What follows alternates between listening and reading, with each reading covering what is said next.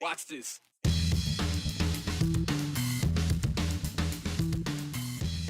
A new bill at the State House that would take away local government's ability to limit rental application fees and deposits has a lot of you talking, and it wasn't good.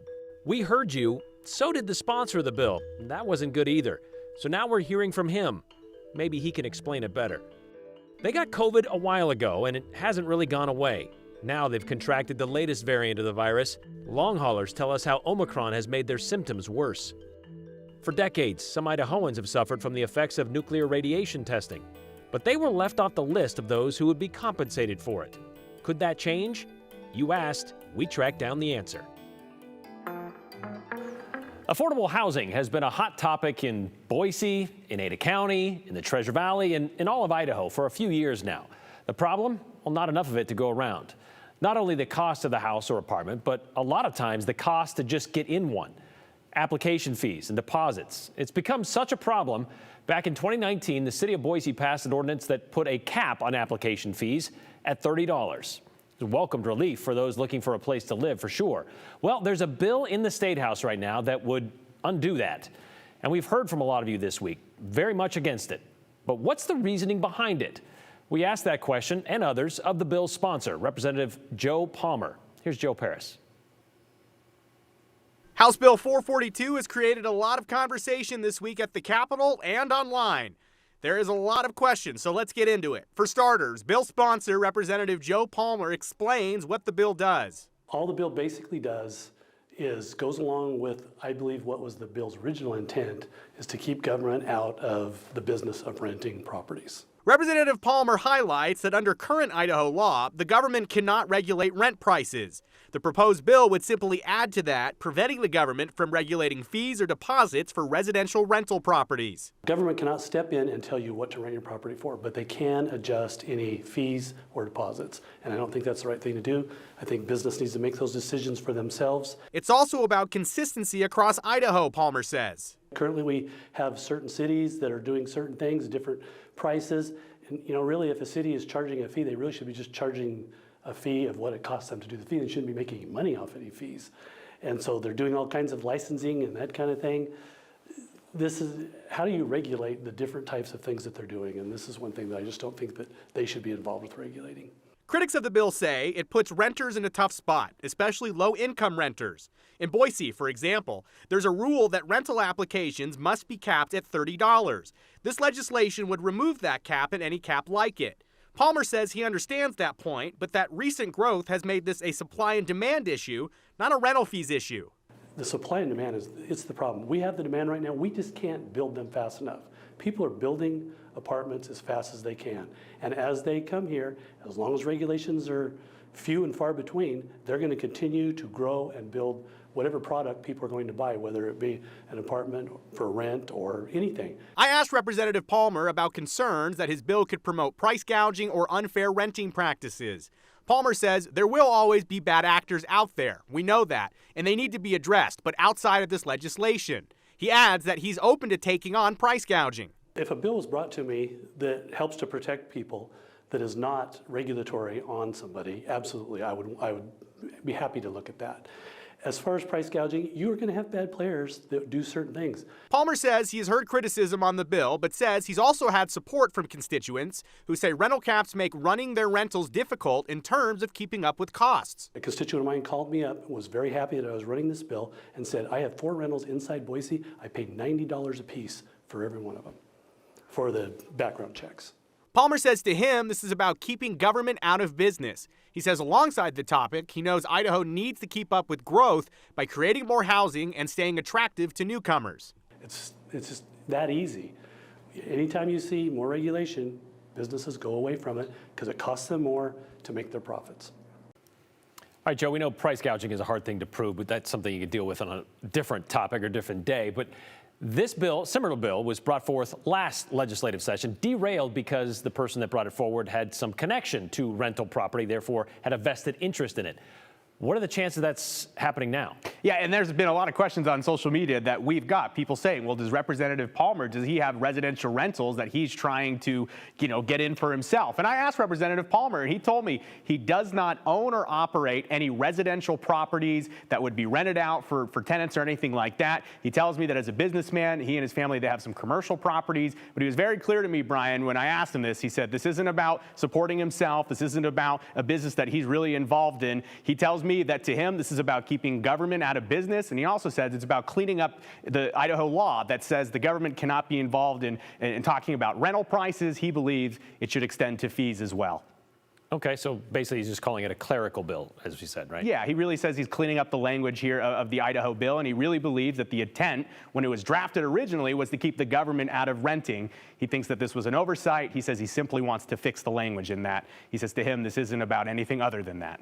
All right, thank you very much, Joe.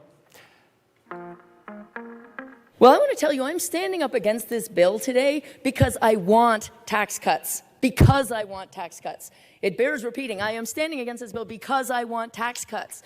I just want tax cuts that will actually help people and help the people that need it, help working families, tax cuts that correlate to what the people of Idaho actually want.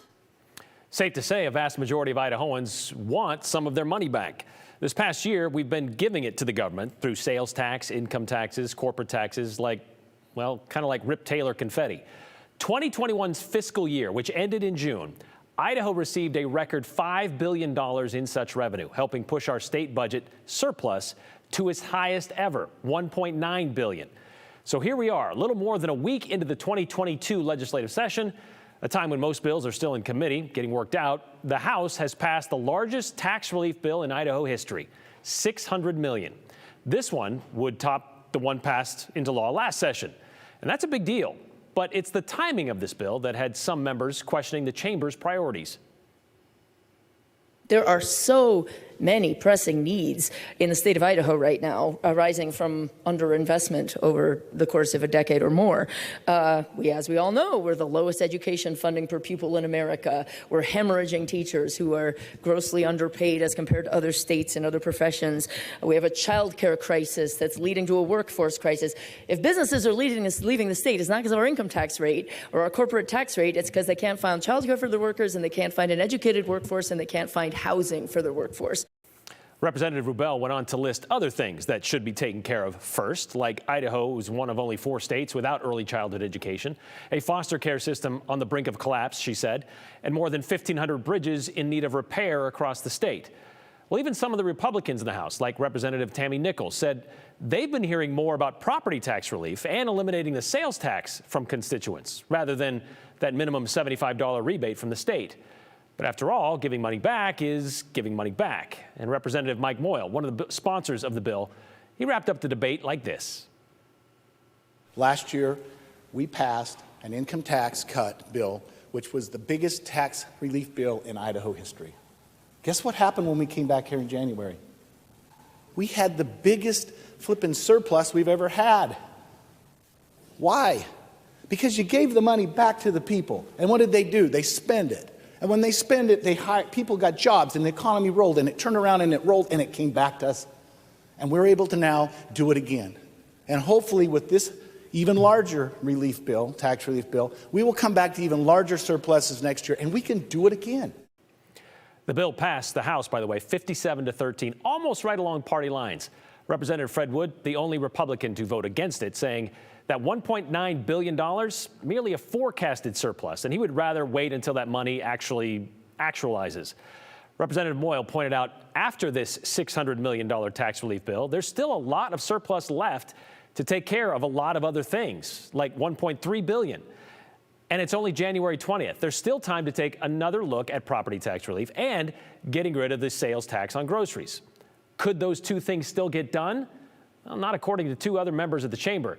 A vote for this bill today, they said, is a vote against elimination for all practical purposes of the grocery tax. It's been said that we can have this bill and do the other things we want to do. We can still repeal the sales tax on groceries. We can still reduce property taxes. I will eat my hat if we pass this bill and repeal the sales tax on groceries. I've seen the math. Like, it's not happening. So let's be real clear and honest about that. The good lady to my left will eat her hat. I will eat a shoe. I will lay down a bet. If anybody wants, I'm a betting woman. If anybody wants to bet that there is any possibility of passing the elimination of the grocery tax once this goes through, happily take you up on that. Maybe the tooth fairy will get rid of the grocery tax after this passes. Your odds are better. Well, that would be a lot of teeth we'd have to lose to get the tooth fairy involved. I asked Representative Rubel, or maybe we can call her now Riverboat Rubel after this, if she had any takers on her bet that they wouldn't pass a grocery tax bill in the House. She said, not yet. I think they all know I'm right. So here's your chance, Idaho legislators, an incentive, if you will. A hat and a shoe could be consumed at the Capitol if you can finally eliminate the 6% sales tax on groceries. All right, heading over to Washington, D.C., normally we like to save our viewer questions for Fridays, but we got one yesterday morning that we would like to fit into today's show. Lee Bradley in Nampa texted us to ask this question: what is the latest on the downwinder program? When will it be voted on, and who will qualify for the funds, and how do they apply for those funds? That's quite a few questions. All right, let's start with this. What is a downwinder? If you're new to Idaho, or maybe to the West, the term may be unfamiliar, but you're going to likely hear more of it coming from D.C. soon. We're going to explain that in a minute. But downwinders, people who lived in parts of Idaho, Utah, Arizona, Nevada, Montana, New Mexico, and Colorado during the 40s, 50s, and 60s. That was the time the federal government was conducting hundreds of atmospheric nuclear blasts in Nevada and across the New Mexico deserts. And for decades, many have said the radiation from those blasts just kind of spread out, got caught up in the jet stream, spread out across the West, and people all across the western states eventually got cancer. Idaho Senator Mike Crapo, a big proponent of downwinder legislation, says Idaho's fallout stems mostly from one blast on June 5th, 1952. He says it greatly impacted the counties of Custer, Gem, Blaine, and Lemhi, which he says saw some of the highest exposure in the nation. According to a 1997 National Cancer Institute study, Gem County actually received the third highest amount of radiation fallout in the country. So for the past 25 years, members of Congress, including Senator Crapo, for the last 10 years, well, they've been working to get new legislation passed to help those people affected by those blasts, known as downwinders. Senator Crapo says there's currently legislation in place called the Radiation Exposure Compensation Act. It was designed to compensate victims of the airborne radiation from those weapons testings. Right now, though, it only includes those who live in parts of Utah, Arizona, and New Mexico. And that legislation will expire in July unless Congress can extend it. Part of Senator Crapo's legislation would make sure other states like Idaho, Colorado, Montana, and New Mexico would be included in that compensation. And they almost passed it back in December. We actually had this extension agreed to as an amendment to our National Defense Authorization Act last December, and it was agreed and ready to move forward. But then the entire tranche of amendments that had been agreed to that bill got dropped out in a procedural battle that forced all of those amendments to be pulled back for reasons unrelated to the amendments themselves. And so although that particular opportunity fell by the wayside as a result of other party politics, we know that we have bipartisan agreement in both the Senate and the House. And I expect that we have a good chance to be able to get that extension put in some of the legislation that moves between now and July. That is barring another tranche of amendments, I guess. So let's get back to Lee's question. We don't know when it will be voted on, but the hope is, like Senator Crapo said, before July, before the current legislation runs out. We do know this legislation includes increasing the compensation from $50,000 to $150,000 to those affected.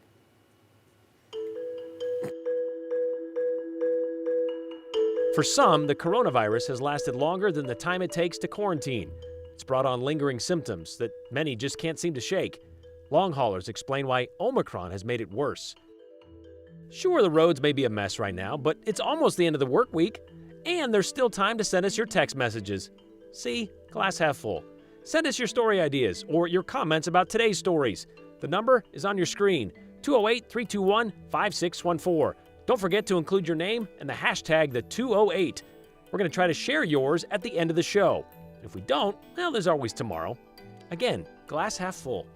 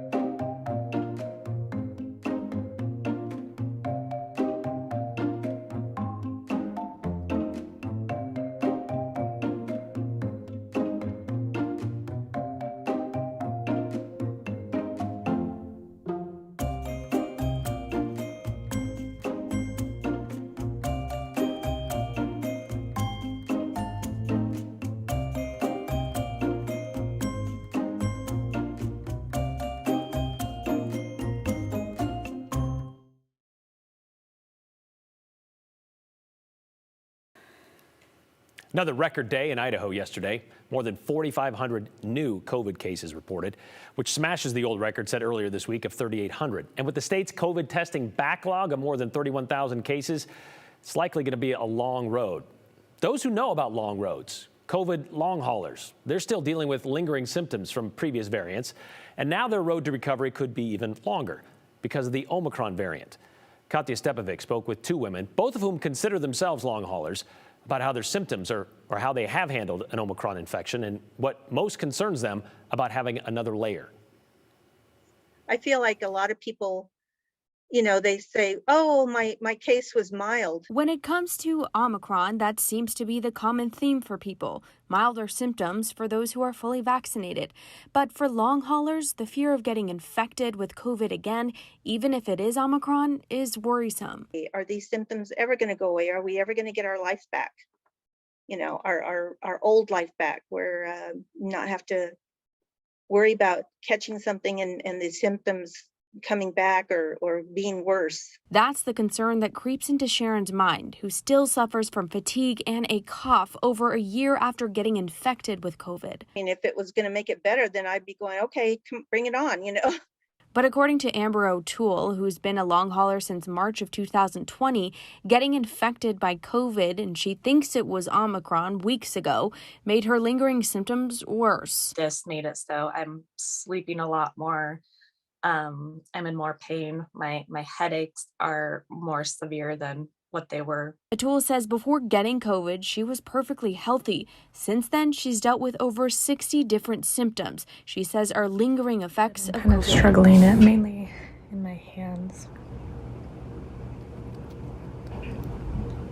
I look like I had Parkinson's for 3 months. That's actually why I stopped working, because I had such severe hand tremors, but it also worked into my neck as well. I actually have had a headache since September of 2020. There's some days where it's a lot more extreme, where it's full on migraine with light sensitivity, sound sensitivity. Right when many of her symptoms were starting to get better, after what she says was Omicron came and went, it left her with a worse fatigue and more severe headaches and weakness. I actually feel like it was a little bit of a step back. She says right after getting infected with COVID the first time, her symptoms didn't get worse until about 6 months after. While she remains optimistic, the result of being infected with COVID twice as a long hauler still remains unknown. You don't know how it's going to affect you months from now either. COVID is kind of a little bit of a genius that it can slowly interrupt your life. It's not just getting a mild case of Omicron. It could be something worse that you don't realize this could happen. As Sharon tells us, she has yet to get COVID during her long-haul journey. Her symptoms have gotten slightly better over time, but she fears that she could see a setback if she were to get infected by Omicron.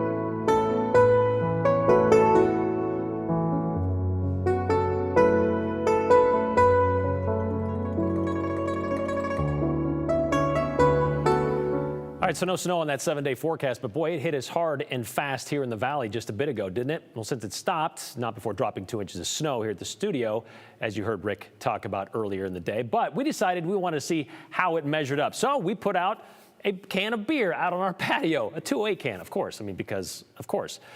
And you can see we started a little bit late, but you could see how it quickly piled up in that short amount of time, and then it just kind of fizzled out. So that's how it works. But we did get out there enough to see how deep the snow was. And again, about 2 inches, kind of put the snow there around the beer can, and that's how we do. We want to see, though, how you're measuring your snow out there, if you did before it all melted off, just to see how quickly it would pile up in your backyard, your front yard, whatever.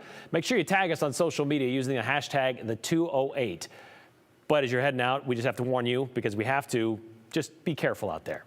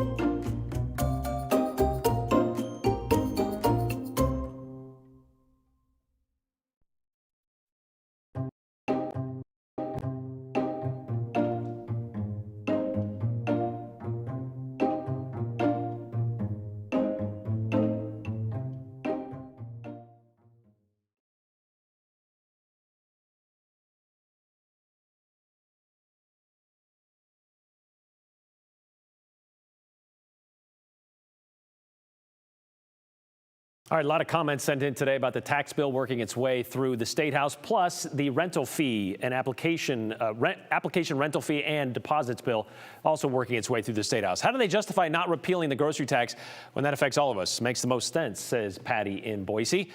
Representative Rubel, what she said, listen up, GOP, keep my $75, invest in our teachers, our kids, our state parks, all the things the Republicans never fund, all the things we have to pass, special levies to fund. The party of less government, what a joke, she says. This one, I think the Tooth Fairy might even start charging taxes. Ooh, tough house to live in there with Ashley. Taxes on the Tooth Fairy? Eek. If the person who has 4 rentals in Boise is going to go broke spending $90 on background checks, how can they manage 4 rentals? Rental fees are a tax write-off, he says. I'm not a tax attorney, so I don't know, or a CPA. and it's a fleecing of renters. That is according to Larry. This one, Representative Palmer needs to understand that right now in Idaho, if Idahoans can't afford a $500,000 mortgage, what makes him think we can afford a $90 application fee? Lots to go along with that as well. Regulation is what keeps people and businesses honest. In the case of rent, property owners and landlords will always set rent as high as the wealthy incoming population will pay, says Brett. A lot of you have some hard feelings on that as well, going back and forth. I don't know how it will get settled. We'll see how it plays out in the State House if it even gets passed. Hey, Brian, my dad and I watch your show when he gets home from work. He doesn't really like you.